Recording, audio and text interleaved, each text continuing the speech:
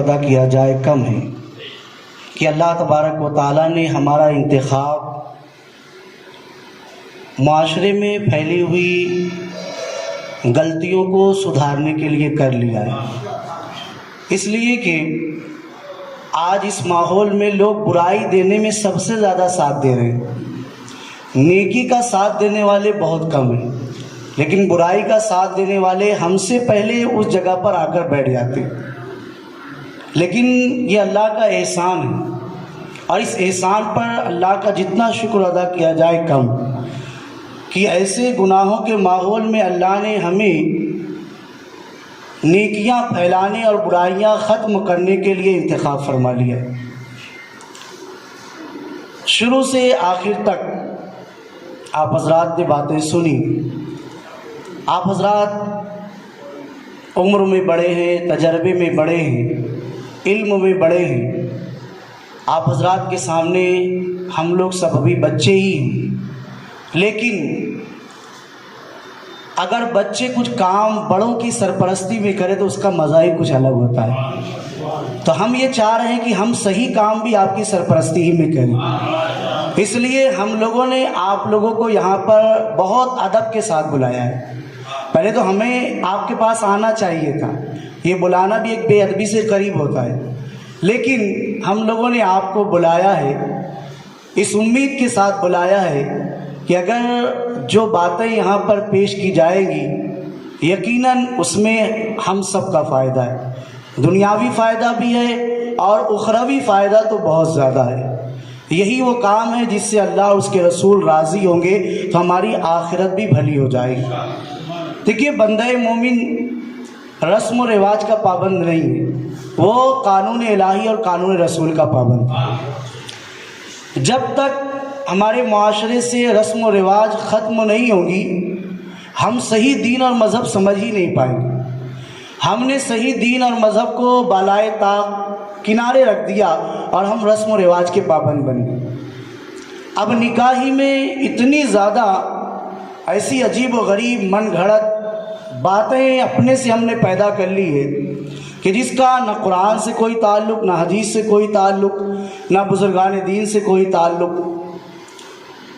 صرف چند رسمیں میں یہاں پر بتاؤں گا، باقی انشاءاللہ ہماری آپ کی ملاقات ہوتی رہے گی۔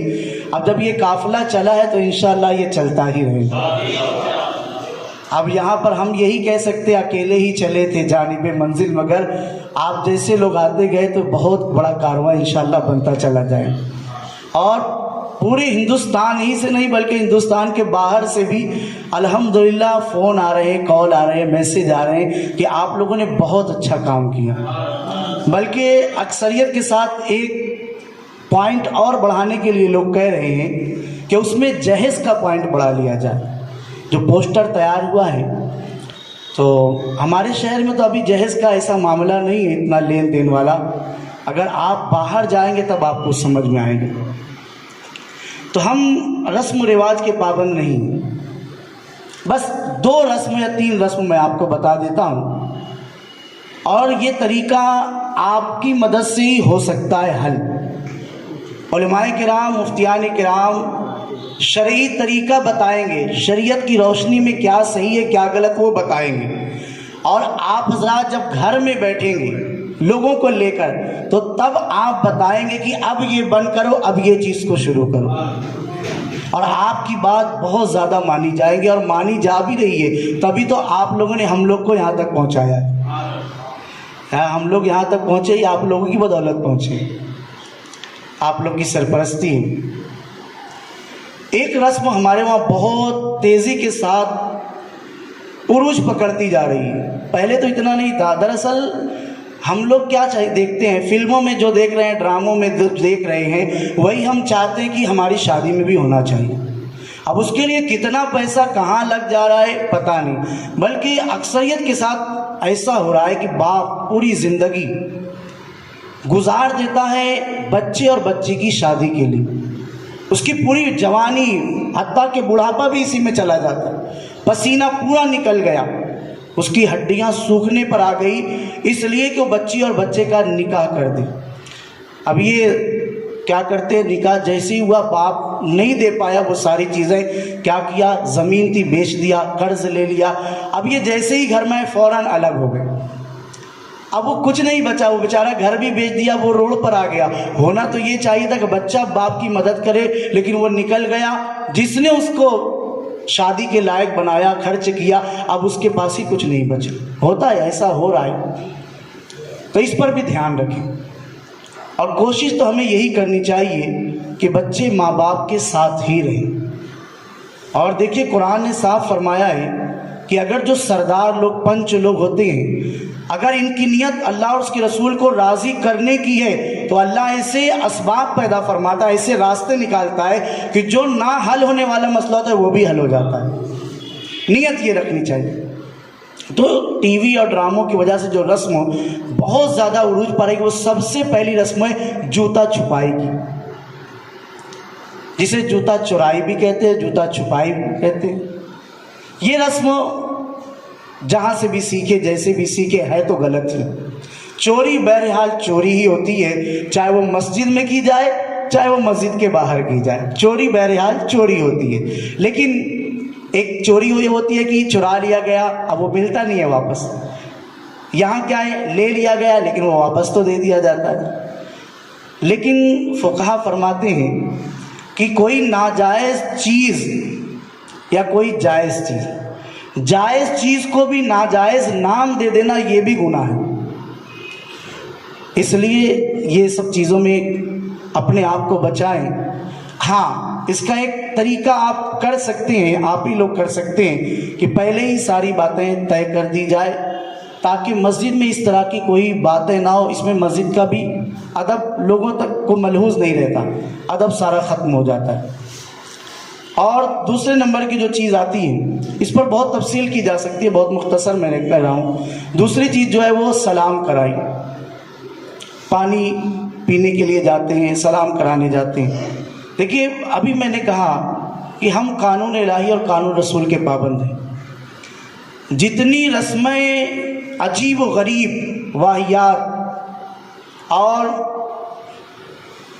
ایک دوسرے پر عجیب و غریب جملے بھی کسے جاتے ہیں, بے شرمی والے جملے بھی بولے جاتے ہیں, اور بے پردگی اتنی زیادہ ہو جاتی ہے, بے حیائی اتنی ہو جاتی ہے کہ جب وہ سلام کرانے کے لیے دولہا جاتا ہے تو وہ ان سے بھی مسافہ لیتا ہے جن کو دیکھنا بھی قرآن نے اور اسلام نے منع فرما دیا. محرم اور غیر محرم کا یہاں تصور ہی نہیں رہتا. تو اگر ایسی جگہوں پر ہی ہم ابتدائی گناہ سے کریں گے تو اب بتائیے اللہ کیا اس نکاح میں برکت عطا فرمائے گا؟ نکاح جتنی سادگی کے ساتھ کیا جاتا ہے اللہ اس میں اتنی برکت عطا فرماتا ہے. اور جیسا اللہ نے آپ کو توفیق دی ویسے کرے. تو ان ساری باتوں پر آپ دھیان رکھیں. انشاءاللہ آپ حضرات ملتے رہیں گے, ہم بھی ملتے رہیں گے, تو باقی جو رسمیں ہیں وہ دھیرے دھیرے ساری باتیں آپ حضرات کو بتائی جاتی رہیں گی, کیونکہ وقت بھی بہت زیادہ ہو گیا ہے. میں تو بس آخری انہی باتوں پر اپنی گفتگو کو ختم کرتا ہوں کہ آپ یہاں جتنے ائمہ کرام یہاں پر حاضر ہیں, آپ جتنے حاضر ہیں, سب نے ساری باتیں کہہ دی. لیکن بس میں آپ سے ایک تائید کے طور پر کہہ تو نہیں سکتا, یہ بھی ادب کے خلاف ہے. اچھا آپ دل سے بتائیے, یہ جو تنظیم نے یہ کام شروع کیا ہے, پٹاخہ رت جگہ میں ناچ گانا اور جوانوں کا ناچنا, حتیٰ کہ اب تو یہاں تک دیکھا گیا مضافات کے علاقوں میں باقاعدہ شراب تک پی جاتی ہے اور اس میں ناچا بھی جاتا ہے, اور فلمی گانے اس میں بجتے ہیں. بعض مرتبہ تو وہ گانے شرکیہ ہوتے ہیں, ایمان بھی ہاتھ سے چلا جاتا ہے. اسی طریقے سے ناچتے اور گاتے رہتے. تو یہ جو کام شروع کیا گیا, آپ بتائیے, بس آپ کے منہ سے یہ الفاظ نکل جائے تو بہتر, اور اگر ہاتھ بھی اٹھ جائے تو بہتر ہے. کیا ہم لوگوں نے یہ کام غلط کیا یا صحیح کیا؟ صحیح کیا ہے نا. آپ حضرات اس کی تائید کرتے ہیں؟ ماشاءاللہ آپ حضرات کی تائید ہمارے ساتھ ہے, تو انشاءاللہ تائید خداوندی بھی ہمارے ساتھ رہے گی. اور جو جس خیر کے کام کے لیے اگر کوئی بندہ ایک قدم بڑھاتا ہے نا, اللہ تبارک و تعالیٰ اس کے لیے ہزاروں راستے پیدا فرما دیتا ہے. تو یہ کچھ باتیں تھی جو میں نے پیش کر دی, باقی اور باتیں انشاءاللہ پیش کرتے رہیں گے. وقت کا خیال رکھتے ہوئے بس اپنی گفتگو یہیں پر مکمل. اللہ پاک سب سے پہلے مجھے عمل کرنے کی, آپ تمام حضرات